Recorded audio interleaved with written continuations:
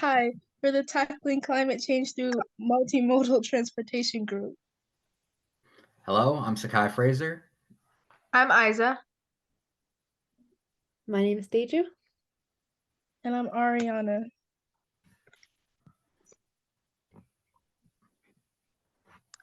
Introduction. We want to reduce our community's carbon footprint, focusing on transportation specifically, increase our county's walkability, sidewalks, safe signs, no hazards, promoting surveys to see how people in the community would like new regulations. Designs should encourage walking for people of all ages and abilities. We want to focus on our ride-on buses, look into electric buses, and looking into data collection stops for buses. Here's our first proposal. Our first proposal is to make Montgomery County more walkable. And we wanted to do this by creating more sidewalks, allocating more funds towards making the county more walkable, taking surveys and in-depth analysis to see what people want to include in their communities, to design streets, sidewalks, and crosswalks that encourage walking for people of all age and all abilities. We want to promote walking in our communities to contribute to a healthier and more sustainable community. We would do this by educational campaigns, more walking paths and trails, and pedestrian-friendly infrastructure. Like, for example, installing benches, water fountains, signage along the paths to enhance the walking experience. Here's some of the stats and data we had for our first walking proposal. Communities can reduce their dependence on cars and other motorized forms of transportation. Infrastructure required for walking is generally less resource intensive than the construction and maintenance of roads for vehicles, and communities can contribute to the conservation of natural resources and reduce the environmental impact associated with infrastructure development. Here's our cost estimate for our first proposal. Currently, Montgomery County budget for a new sidewalk development is $400,000. We still want to reach these goals. Approximately $27 per foot to build sidewalks. Only about 3 miles of sidewalk per year can be built. We think this is a need to improve the traffic safety, and we want to keep our existing sidewalks hazard-free. So now we'll talk about our second proposal, focusing on public transportation and the bus system. So right now, Ride-On is one of the most popular public transportation options in Montgomery County among the Metro and Metro buses, and these serve all Montgomery County residents. Currently, Ride-On has over 80 stops and serves over 68,000 people daily. So the need is there for a more fast, reliable, and optimized system. In this background section, we'd also like to talk about a Ride-On Flex, which is a program that piloted in 2019 and serves as an on-demand transit service. So it's kind of like Uber in a way, where you can pick a place on your phone and then schedule when it'll come. It'll optimize its route based on all the people who have scheduled times, and then it will go that way to drop people to custom locations as opposed to just bus stops. And then with programs like Flex, Montgomery County's Department of Transportation is assessing the bus system through Ride-On Reimagined, which we'll get into later in the presentation. So for this part about optimizing routes, it kind of works by creating data collection points that track the number of people boarding buses to see the most popular stops and destinations right now. So working with the Ride-On Reimagined plan, which is an ongoing study that Montgomery County is doing right now, we'll collect these data to see when people are going the most, if it's in the morning or the evening, and using this data to see where the demand is high. From this, we can expand the Ride-On Flex area from beyond Rockville and Wheaton to create a line that optimizes its route based on the number of people waiting in certain parts of the county.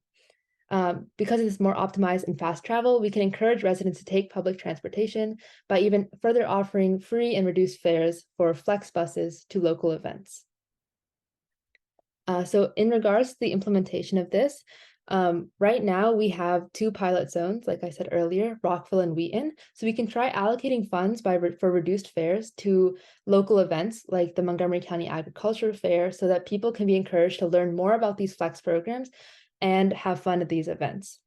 From this, we can kind of gain an insight to how many people use Flex, and then pilot a Flex line operating over multiple bus zones to analyze effectiveness, popularity, and community impact. In regards to cost analysis, we want to have new Flex lines operate only on the weekends or during limited times on weekdays to save money and resources. And to save further resources, we will use buses that only operate on weekends. So Right now, there's 2 buses that only operate on weekends, so we can pilot these programs during weekdays.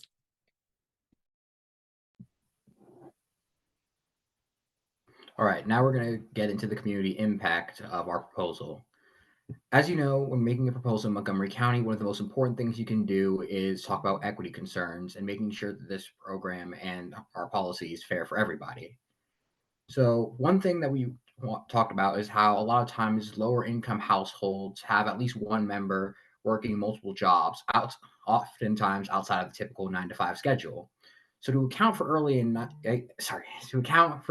shift work, we plan on transforming Ride On Flex from being a partially available service to being available during these needed hours.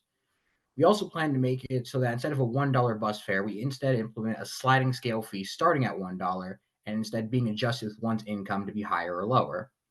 We also plan to make sure all of our newly constructed sidewalks have things such as tactile paving, ramped curbs, and are wide enough for comfortable wheelchair use and overall are ADA compliant. Finally, we're going to try to ensure that all households within a school cluster have a school bus stop reachable within a 5-minute walk. As well, we plan to campaign through social media talking about our new proposal. First, we're going to start a couple of social media accounts on X, Instagram, Threads, and other platforms using the hashtag MakeMocoMove. We're going to partner with newsletters such as My Green Montgomery County and other newsletters to get the word out there about our project. And we're going to host in-person events such as climate change rallies, 5Ks, and other things that might actually garner support for our proposals. Finally, we're going to try and collaborate with schools and school clubs such as Best Buddies, activism clubs, etc., and have them post about the importance of green transportation, as well as hosting PSAs on the dangers of climate change. So our proposals to making Montgomery County more walkable, allocating more funding towards making the county more walkable, PLOC analysis, design and maintain streets, sidewalks, and crosswalks that encourage walking for people of all ages and abilities, improve traffic safety on streets and near sidewalks, reducing the carbon footprint on our community's transportation, developing data collection stops and optimizing routes accordingly, encourage more people to use the bus/metro system if available. In conclusion, our focus is going to be on walking and multimodal transportation as they emerge as powerful tools in reducing carbon emissions and fostering healthier, more vibrant communities. It's time to act to support local initiatives, to advocate for pedestrian-friendly infrastructure, and to make sustainable transportation choices a part of your daily life. We want you to take these proposals into consideration and hope you can help us make Montgomery County greener. Thank you for your time.